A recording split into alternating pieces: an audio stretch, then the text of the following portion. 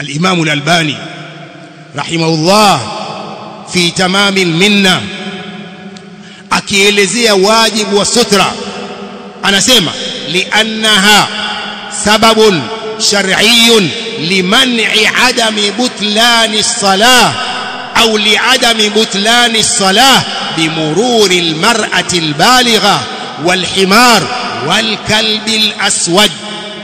Sutra ni moja katika sababu za kisheria za kuzuia kubatilika sala kwa kupita mwanamke aliyebaligh na punda na jibwa.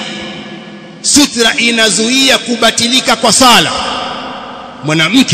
Mwanamke akipita mbele ya mwenye kusali, sala inakatika, anaikata, anaibatilisha sala. Mwanamke na punda na mbwa mweusi, kama ilivyokuja katika hadithi sahihi. Vitu hivi vitatu vinakata sala, vinabatilisha sala. Sheikh Al-Uthaymeen rahimahullah anasema mwanamke pia anamkatia sala mwanamke mwenzake.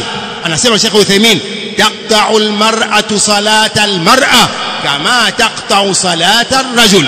Mwanamke anaikata sala ya mwanamke mwenzake kama anavyokata sala ya mwanamume. Idhan mtu akisali mwanamke akimpitia, sala yake hiyo ni batila, lazima aanze tena kusali.